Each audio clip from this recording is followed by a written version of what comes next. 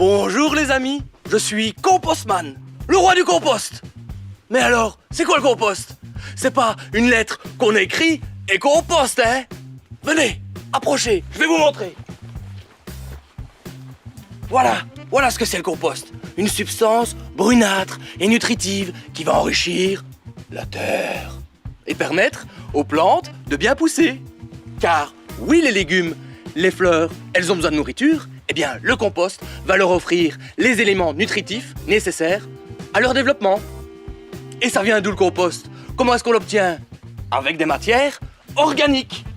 Voilà.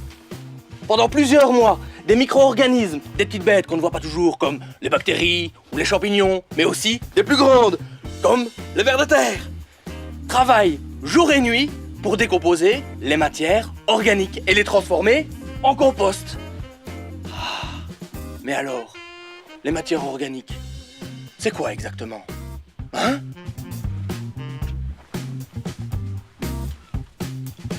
Dans un compost, quand on met des déchets de jardin et des épluchures, une véritable armée de micro-organismes, comme des vers, des bactéries, des champignons, se mettent en action pour les découper, les décomposer et les dégrader. Mais pour faire du compost, on ne peut pas mettre en tas n'importe quoi. Les micro-organismes sont comme nous. Pour vivre, ils ont besoin de respirer, c'est pourquoi il faut mélanger et retourner le compost pour leur apporter de l'oxygène. Ils ont besoin de boire, il faut donc arroser si c'est trop sec. Enfin, ils ont besoin de manger. Les micro-organismes sont friands de carbone, dont C est le symbole chimique et que l'on trouve dans les feuilles mortes ou les branchages, et d'azote, dont N est le symbole chimique et qu'on trouve principalement dans les épluchures et les restes de repas. Les micro-organismes décomposent les déchets et cela donne du compost.